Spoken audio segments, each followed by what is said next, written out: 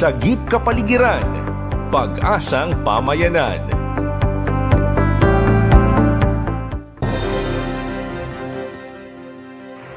Siyam sa bawat 10 Pilipino ang personal na nakaranas ng epekto ng climate change sa nakalipas na 3 taon. Ayon ito sa isinagawang survey ng Social Weather Stations. 93% ng mga respondent ang nagsabing nakaranas sila ng konti hanggang sa matinding epekto ng pagbabago ng klima. 17% ang nagsabing nakaranas sila ng matinding epekto, 52% ang katamtaman at 24% ang maliit ang epekto. 6% lamang ang nagsabing hindi nila naranasan ang epekto sa pagbabago ng klima sa nakalipas na 3 taon.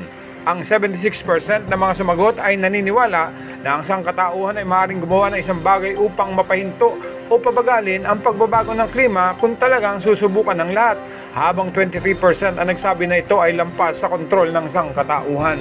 Ang mayorya ng 88% ay sumang-ayon din na mga taong tulad nila ay maaaring gumawa ng isang bagay upang mabawasan ang panganib sa klima. Karamihan sa mga respondents sa kamakailang survey ay alam ang iba't ibang solusyon na maaaring gawin upang mabawasan ang epekto ng pagbabago ng klima, kabilang ang pagtitipid ng enerhiya, pagtatanim ng mga puno sa tamang lugar at pagprotekta sa kagubatan at paglalakad, pagbibisikleta o sumakay ng pampublikong transportasyon, pagbabawas, muling paggamit, pagkukumpuni at pag-recycle. Ang mga nabanggit sa survey na solusyon ay sa simula't simula ay binibigyan din na ng environmental NGO na tanggol kalikasan. Ganon din naman ang may kaugnayan sa paggamit ng renewable energy tulad ng solar power, na siya rin namang ipinangako ng Caritas Philippines na gagamit na ang lahat ng mga Catholic school at gusali ng simbahan ng renewable energy.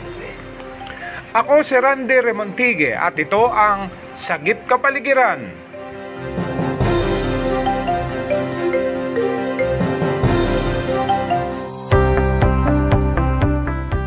Sagip Kapaligiran, Pag-asang Pamayanan.